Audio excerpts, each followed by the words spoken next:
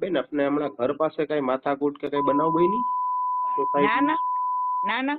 તમારી માથે કઈ હુમલો બુમલો થયો હોય અથવા તમારા કોઈ ફેમિલીમાં ઘર્ષણ થયું હોય એવું કઈ ખરા? ના ના ના ના ના.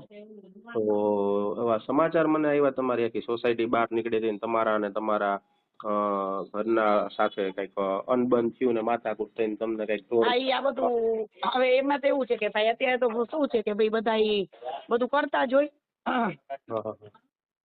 એટલે ના, એ તો તમારા ઘરનો પ્રોબ્લેમ હતો. એટલે હા તો ઈ જ એટલે તમારા પતિ દ્વારા તમને કઈ મારકૂટ કરવામાં આવી ને એવા સમાચાર કાઢી મૂકવામાં આવ્યા એવું કઈ બન્યું છે એવું ખરું એમ?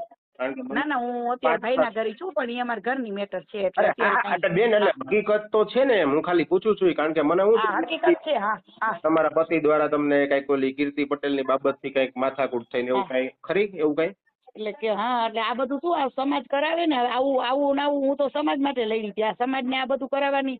એમ કે મેન શું છે, અત્યારે મારું નામ છે એટલે બધાને આવું બધું કરવું બેન છે. આપણે કઈ 100 નંબર ઉપર જાણ કરી કે ફરિયાદ બરિયાદ કેવું કઈ કર્યું છે? ના ના, એવું નથી કરવું મારે. બેન પણ મને આ લોકોએ જે સોસાયટી વાળાએ કીધું કે તમારા જે મીન્સ કે તમે જે કઈ સાડી કે ડ્રેસ પહેર્યો તો એ પણ ફાટી ગઈ હતી ને એ બધી હકીકત છે એમ? હા, એટલે મારા મિસ્ટરે થોડોક હાથ ઉપાડી લીધો હતો હા હા હા અને હા. એટલા માટે. અને શું એમ કે આ બધું કીર્તિનું ને આવું બધું, હવે મારે તો એ બધું શું કહેવાનું ભાઈ, હવે સમજ્યા? જી જી જી બેન જી જી. હા હા હા. એટલે આ બધું હવે કોને ઊભું કર્યું હોય એ કોને ખબર, પણ આમાં કોઈ વસ્તુ તથ્ય નથી જે આ બધું બોલ બોલ કરે છે ને. હા એમ અને જ એવાને પણ હું બેન જવાબ દેવા માંગતી નથી. હકીકત છે આટલા વર્ષથી આપણી જોડે આપણે તમે એટલી તમારા પતિદેવની એક દીકરી તરીકે મીન્સ કે એક વહુરાણી તરીકે સેવા કરતા હોય ને તમારી ઉપર હાથ ઉપાડ્યો એ કેટલો યોગ્ય કહેવાય બેન એમ?